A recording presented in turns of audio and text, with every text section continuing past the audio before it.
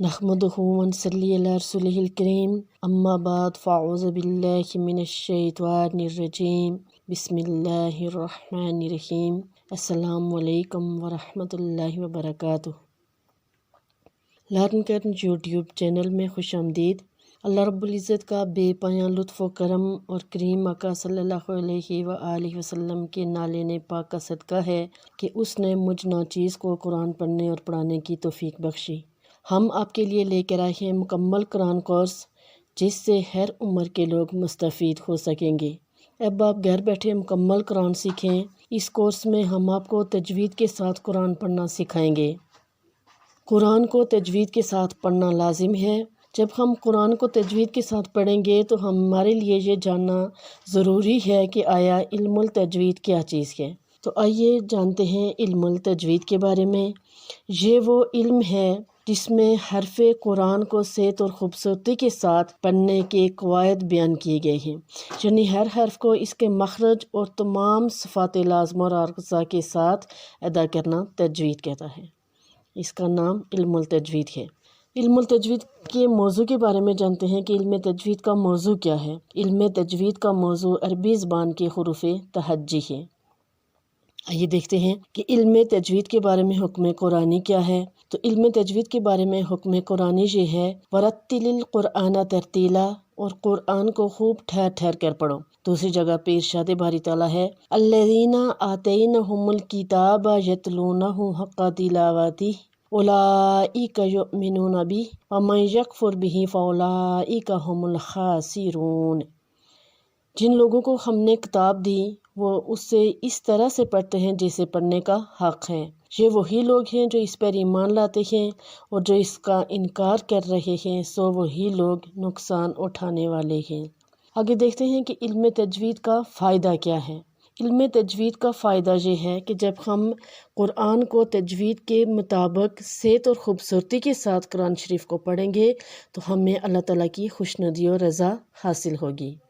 یہ علم تجوید کا فائدہ ہے۔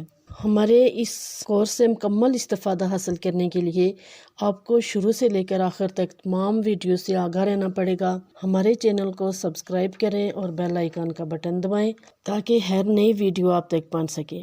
نحمدہ و نصلی علی رسولہ الکریم اما بعد فاعوذ باللہ من الشیطان الرجیم بسم اللہ الرحمن الرحیم السلام علیکم ورحمۃ اللہ وبرکاتہ۔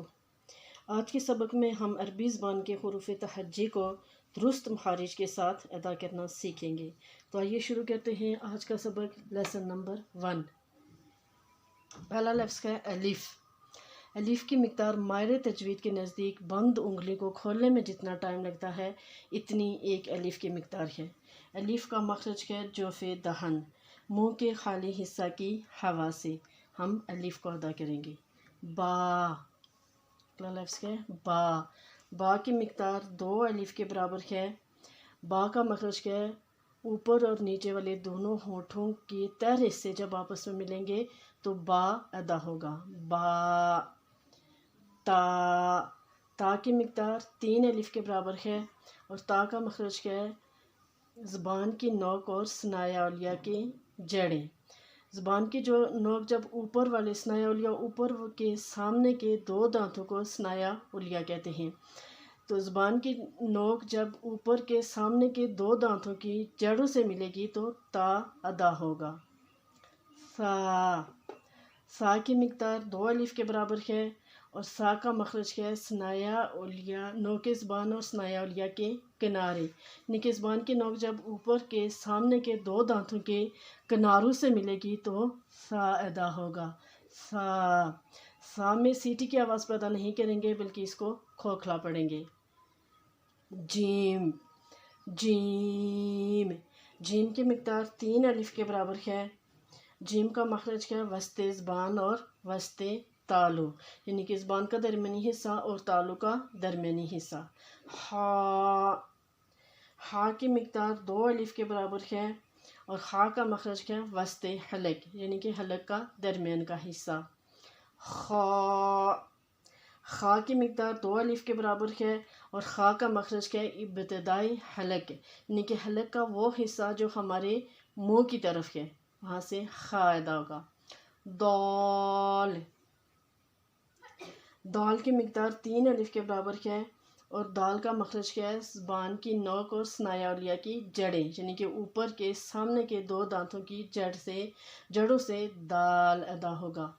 दाल, जाल, जाल की मिकदार 3 अलिफ के बराबर क्या है और नोक ज़बान और स्नाया उलिया के किनारों से ये अदा होगा, यानी कि ऊपर के सामने के 2 दांतों के किनारों से। और रा की मिकदार 2 अलिफ क्या है और रा का मखरज क्या है, पुश्ते ज़बान और सामने के 2 दांतों के मसोड़े, पुश्ते ज़बान और सामने के 2 दांतों के मसोड़े, यहाँ से और रा अदा होगा। ज़ा की मिकदार 2 अलिफ के बराबर क्या है और ज़ा का मखरज क्या है, नोक ज़बान जब ऊपर और नीचे के अगले दोनों दांतों के दरमियान आ जाए, नोक ज़बान जब ऊपर और नीचे के सामने के 2 दांतों के दरमियान जब ज़बान आएगी तो ज़ा को अदा करेंगे, ज़ा में सीटी की आवाज़ पैदा होगी। ज़ा, सीन, सीन की मिकदार 3 अलिफ के बराबर है और नोक ज़बान ऊपर और नीचे के दोनों दांतों के दरमियान जब आएगी तो सीन अदा होगा। सीन में भी सीटी की आवाज़ पैदा करेंगे। सीन, शीन, शीन की मिकदार 3 अलिफ के बराबर है और शीन का मखरज का वस्ते ज़बान और वस्ते तालु, यानी कि ज़बान का दरमियानी हिस्सा और तालु का दरमियानी हिस्सा। शीन को अदा करते वक्त आवाज़ मुंह के अंदर फैल जाती है। स्वाद, स्वाद उरूफ मुस्तालिया यानी कि पूरे उरूफ में से है। इसके बारे में हम आगे पढ़ेंगे कि उरूफ मुस्तालिया कौन से उरूफ हैं। तो स्वाद को हमने इसी तरह सीटी की आवाज़ पैदा की और इसका मखरज भी यही है, यानी कि सीन और ज़ा का जो मखरज है वही स्वाद का भी मखरज है। द्वाद, द्वाद की मिकदार 3 अलिफ के बराबर है और द्वाद का मखरज है, ज़बान की करवट जब ऊपर की बाएं तरफ की दाढ़ों के साथ लगी जब द्वाद अदा होगा। तो का मखरज क्या है, नोक ज़बान और स्नाया उलिया की जड़ें, लेकिन त्वा उरूफ मुस्तालिया मोटे उरूफ में से है, लेकिन त्वा को अदा करते हुए हम होठों को गोल नहीं करेंगे। जब त्वा को अदा करते हुए हम होठों को गोल करेंगे तो वाव की आवाज़ पैदा हो जाएगी और ये एक अलग से लफ्ज़ बन जाएगा त्वा, लेकिन हमने इसमें होठों को गोल नहीं करना है, गोल किए बगैर हमने त्वा को अदा करना है। तो ये भी उरूफ मुस्तालिया में से है। इसका मखरज है नोक ज़बान और स्नाया उलिया के किनारे। इस लफ्ज़ को हम नरमी के साथ अदा करेंगे, इसमें सीटी की आवाज़ पैदा नहीं होगी। आइन, वस्ते हलक, इसका मखरज क्या और इसकी मिकदार 3 अलिफ के बराबर है। आइन, गाइन, इसका मखरज इब्तिदाई हलक यानी कि हलक का वो हिस्सा जो मुंह की तरफ है, यहाँ से गाइन अदा होगा। ये भी उरूफ मुस्तालिया में से है, इसको पूरा पढ़ना है और इसकी मिकदार 3 अलिफ के बराबर है। फ़ा की मिकदार 2 अलिफ के बराबर है और जब ऊपर वाला होंठ ऊपर वाले सामने के 2 दांतों के किनारे जब नीचे वाले होंठ के तर वाले हिस्से से मिलेंगे तो फ़ा अदा होगा। फ़ा, क़ाफ़, क़ाफ़ की मिकदार 3 अलिफ के बराबर है और इसका मखरज क्या है, ज़बान की जड़ और तालु का नरम हिस्सा, यहाँ से क़ाफ़ अदा होगा। ये भी इसका ताल्लुक भी मोटे उरूफ से है, इसको खूब मोटा और पूर करके पढ़ेंगे। क़ाफ़, काफ़, इसकी मिकदार भी 3 अलिफ के बराबर है और इसका मखरज क्या है, तालु का सख्त हिस्सा, तालु के ज़बान की जब तालु के सख्त हिस्से से टकराएगी तो काफ़ अदा होगा। काफ़, लाम, लाम की मिकदार 3 अलिफ के बराबर है और लाम को अदा करते हुए वक्त हम नून की आवाज़ पैदा नहीं करेंगे। लाम की आवाज़ को नाक में लेके नहीं जाएंगे बल्कि मुंह खोल के जैसे ला अदा होता है, ला की तरह इसको पढ़ेंगे। लाम, मीम, मीम की मिकदार 3 अलिफ के बराबर है और इसका मखरज है, दोनों होठों के बाहर वाले तर हिस्से से ये मीम अदा होगा, इसकी आवाज़ नाक में जाएगी। मीम, نون نون نون کی مقدار 2 الف کے برابر ہے، اور نون کا مخرج کیا؟ پشت زبان اور اوپر کا تالو، پشت زبان اور اوپر کا تالو، نون نون کی آواز کو ناک میں لے کے جائیں گے، اس کا ناک کے بانسے سے اس کی آواز آئے گی۔ واو واو کی مقدار 3 الف کے برابر ہے، اور واو کو ادا کرتے وقت ہم ہونٹوں کو گول کریں گے، ہونٹوں کو گول کرنے سے واو ادا ہوگا، واو۔ ہا کا مخرج کیا ہے؟ انتہائی حلق، یعنی کہ حلق کا وہ حصہ جو ہمارے سینے کی طرف ہے، وہاں سے ہا اور حمزہ یہ دونوں ادا ہوں گے، ہا حمزہ۔ یا کا مخرج، یا کی مقدار 1 الف کے برابر ہے، اور یا کا مخرج کا وسط زبان اور وسط تالو، یا۔ اب ہم نے ان حروف کی مقدار اور مخارج کو سمجھ لیا ہے، اب ہم ان حروف کی مشق کرتے ہیں۔ بسم اللہ الرحمن الرحیم۔ الف، با، تا،